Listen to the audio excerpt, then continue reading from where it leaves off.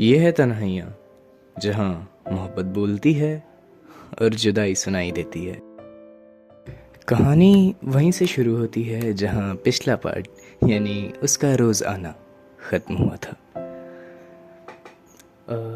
कुछ राज ऐसे होते हैं ना जो प्यार को और गहरा कर देते हैं, और कुछ राज ऐसे भी होते हैं जो प्यार को ज़िंदा तो छोड़ देते हैं लेकिन उसकी रूह मार देते हैं।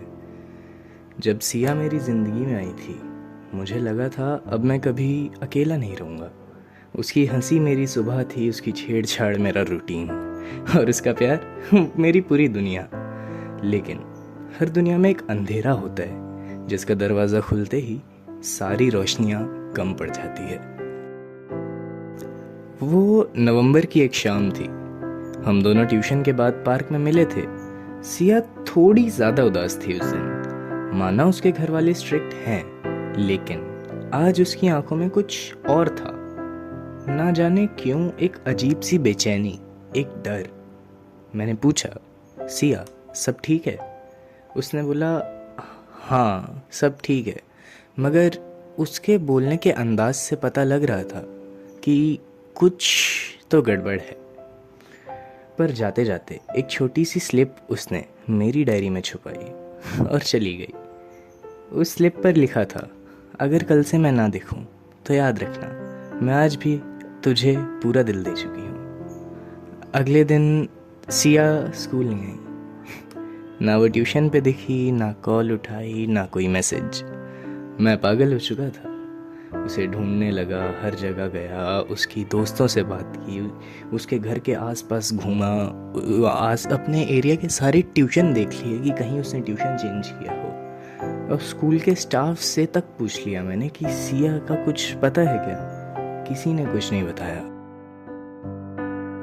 ये सिलसिला 3 दिन तक चला और 3 दिन बाद जिस चीज़ का डर था वही हुआ। सिया के पापा ने उसे हॉस्टल भेज दिया था। मगर क्यों? ये सवाल मेरे दिमाग में दिन भर घूमता रहा। समझ नहीं आ रहा था कि क्या रीज़न हो सकता है इस उम्र में उसे हॉस्टल भेजने का। माना उनका सपना था उसे आईएएस बनाना, पर अभी तो उसकी 12वीं तक नहीं हुई। अभी हॉस्टल भेजने का रीज़न क्या था? फिर एक दिन सिया के छोटे कज़न ने मुझे सच बताया कि उस दिन सिया के भाई के फ़ोन से सिया बात कर रही थी और मैंने एक मैसेज भेजा था, तेरे बिना मैं सिर्फ एक ज़िंदा इंसान हूँ पर जीवित नहीं। वही मैसेज उसके भाई ने पढ़ लिया, माँ को दिखाया और माँ ने पापा को। बाकी हम समझ ही सकते हैं। उस रात सिया का फ़ोन तोड़ दिया गया। उसे बहुत डांट सुनाई गई, बहुत ज़्यादा मेंटली और फिज़िकली टॉर्चर किया गया और अगले ही दिन हॉस्टल ले जाया गया। बस वही दिन था जब मेरी दुनिया रुक गई। मैंने उसे मैसेज किया, ईमेल किया, एक पुरानी सिम से कॉल भी करा, कोई जवाब नहीं। मैं स्कूल में बेंच के कोने पे बैठ जाता था जहाँ सिया पहले बैठती थी।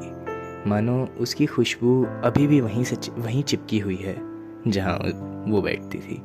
रातों में उसका दिया हुआ एक छोटा टेडी पकड़कर सोता था। उस टेडी के नेक पर सिया के इनिशियल्स थे, SK। उससे बातें किया करता था जैसे सिया सुन रही हो। मेरे मार्क्स गिरने लगे, मेरे अंदर कुछ मरने लगा। माँ पापा घबराए थे, माँ रोज़ कहती थी, आरव प्यार करना बुरी बात नहीं है, पर उसमें खुद को खोना बहुत बुरी बात है। पर कैसे समझाता उन्हें? मैं सिया से प्यार नहीं करता था, मैं तो सिया में ही जीता था। फिर एक दिन सिया का एक लेटर मुझे मिला, उसकी एक फ्रेंड के थ्रू। लेटर में लिखा था, मैं ज़िंदा हूँ पर मर चुकी हूँ। हॉस्टल में सिर्फ एक यूनिफॉर्म हूँ जिसको टाइम टेबल से बांधा गया है। ना फ़ोन, ना आज़ादी, ना तू। आरव मुझे माफ़ कर देना, मैं तेरे साथ लास्ट तक नहीं चल पाई, पर तू जीना मेरे लिए। मैं उस लेटर को देखकर 2 घंटे तक रोता रहा। उसकी राइटिंग, उसकी आंखों का दर्द, सब उस लेटर में था। और उस दिन मुझे पता चला, कभी कभी प्यार ख़त्म नहीं होता, सिर्फ बंद हो जाता है। किसी हॉस्टल के गेट के पीछे, किसी डायरी के अंदर, किसी नदी के किनारे, जहाँ सिर्फ यादें होती हैं और एक टूटा हुआ इंसान। फिर कहानी अच्छी लगी हो और इससे अभी तक अपने आप को जुड़ा हुआ महसूस करते हो तो समझ लेना आप भी एक तन्हा आशिक है। अगर कहानी पसंद आई हो और इसका अगला पार्ट सुनना चाहते हो तो एक लाइक करना और दूसरे तन्हा दिल तक मेरी आवाज़ ज़रूर पहुंचाना। धन्यवाद।